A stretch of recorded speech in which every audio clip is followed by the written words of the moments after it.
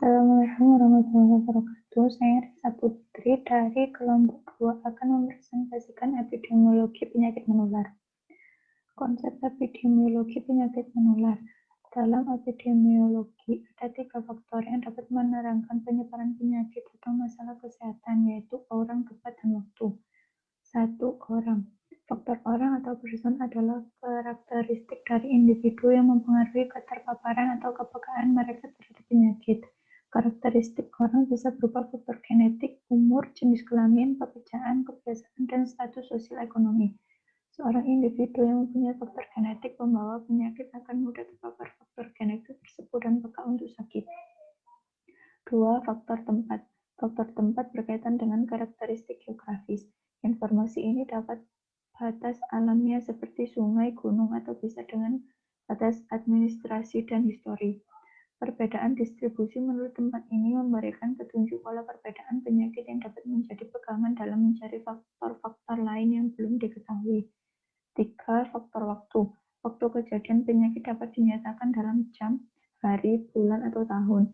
Informasi ini dapat dijadikan pedoman tentang kejadian yang timbul dalam masyarakat. Pengertian penyakit menular. Menurut Gold Medical Dictionary, penyakit adalah kegagalan dari mekanisme adaptasi suatu organisme untuk bereaksi secara tepat terhadap rangsangan atau tekanan sehingga timbul gangguan pada fungsi struktur, bagian, organ, atau sistem dari tubuh. Menurut Ares of Amsterdam, penyakit bukan hanya berupa kelainan yang terlihat dari luar saja, tetapi juga suatu keadaan terganggu dari keteraturan fungsi dari tubuh. Dapat disimpulkan bahwa penyakit adalah suatu keadaan gangguan bentuk dan fungsi tubuh sehingga berada di dalam keadaan yang tidak normal. Karakteristik penyakit menular. 1. Spektrum penyakit menular. Pada proses penyakit menular secara umum dijumpai berbagai manifestasi klinik, mulai dari gejala klinik yang tidak tampak sampai keadaan yang berat disertai komplikasi dan berakhir cacat atau meninggal dunia. Akhir dari proses penyakit adalah sembuh, cacat, atau meninggal.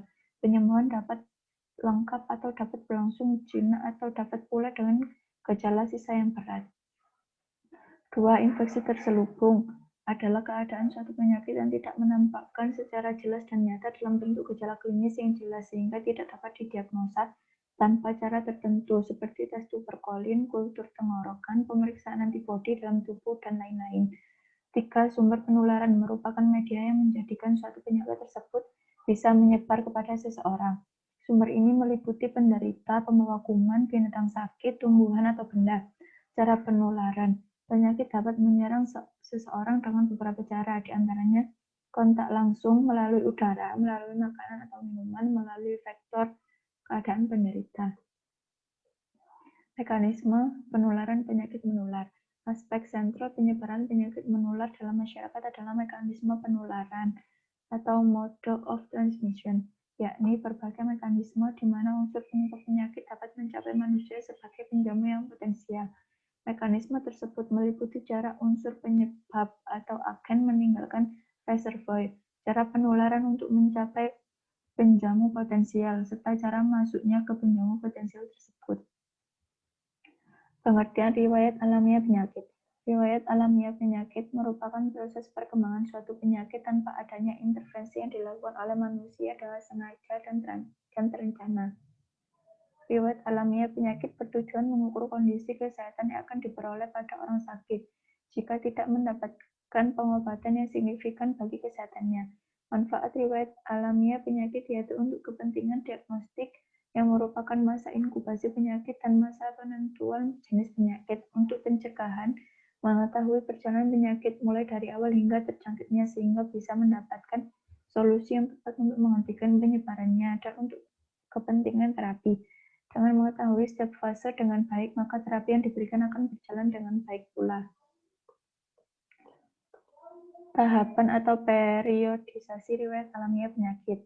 Periode riwayat alamiah penyakit menjadi 3, yakni 1. Interval waktu antara terjadinya pajanan oleh agen penyakit sampai timbulnya penyakit atau incubation period. 2. Interval waktu antara timbulnya penyakit hingga diagnosis. 3. Interval waktu selama diagnosis hingga dilakukan terapi. Kebanyakan literatur mengikuti pembagian riwayat alamiah penyakit menurut CDC. Agen penyakit menular. Agen fisik. 1. Agen fisik. Agen fisik adalah agen penyakit yang dapat menimbulkan cedera atau penyakit karena pengaruh seperti contohnya antara lain trauma, radiasi, kebisingan, dan suhu. 2. Agen kimia. Agen kimia didefinisikan sebagai zat-zat kimia yang berada di lingkungan yang dapat memberikan efek kepada manusia, baik efek menguntungkan maupun merugikan.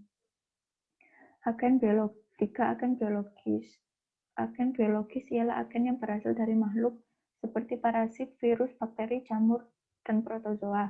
Agen biologi adalah mikroorganisme yang dapat menyebabkan penyakit pada tanaman, hewan, atau tumbuhan, atau menyebabkan kerusakan material. Teori terjadinya penyakit. Pada awalnya epidemiologi lebih banyak membahas masalah infeksi dan wabah penyakit, namun dewasa ini telah menjadi perubahan pola penyakit karena penyakit tidak menular dan epidemiologi tidak hanya diperhadapkan dengan masalah penyakit semata, tetapi juga hal-hal lain, baik yang berkaitan langsung ataupun tidak langsung dengan penyakit serta masalah non-kesehatan. Kriteria kausalitas penyakit menular. A. Kekuatan asosiasi adalah korelasi yang kuat cenderung bersifat kausal, korelasi yang lemah bersifat non-kausal atau tidak selalu benar. B. Temporalitas, yaitu kemampuan untuk mendirikan kausa dugaan bahkan pada saat efek sementara dari sebuah penyakit diperkirakan akan muncul. Ada anggapan bahwa kausa mendahului efek. C. Dose response atau efek dosis respon adalah kondisi di mana ketika pajanan meningkat, kemungkinan terjadinya hasil akhir juga meningkat. D. Reversibilitas. Penurunan pajanan terhadap kausa diikuti penurunan kejadian penyakit. E. Konsistensi. Jika kondisi yang sama terus terlihat pada sejumlah populasi yang berbeda berdasarkan tipe-tipe penelitian epidemiologi yang berbeda. F. Biological plausibility adalah perubahan yang meningkat dalam konjungsi dengan perubahan kecocokan dalam penularan verifikasi terhadap hubungan dosis respon. Konsisten dengan model konseptual yang dihipotesakan harus ada penjelasan yang rasional untuk korelasi yang terlihat antara pajanan dan outcome. G. Specificity, yaitu keadaan di mana suatu penyebab menimbulkan satu efek terhadap hubungan yang melekat antara spesifisitas dan kekuatan penularan penyakit, yang mana semakin akurat dalam mendefinisikan penyakit dan penularannya, semakin kuat hubungan yang diamati tersebut. H. Analogi, yaitu hubungan sebab akibat sudah terbukti untuk penyebab atau penyakit serupa. Prinsip pencegahan penyakit menular. Prinsip pokok pencegahan penyakit menular yaitu dengan mengetahui riwayat alamiah perjalanan penyakit dan memutuskan rantai penularan penyakit. Pencegahan penyakit menular dapat dilakukan dalam 5 tingkatan yang dapat dilakukan pada masa sebelum sakit dan pada masa sakit. Usaha-usaha pencegahan tersebut adalah A. Masa sebelum sakit. Tujuan pencegahan pada tahap ini adalah untuk mempertinggi nilai kesehatan atau health promotion.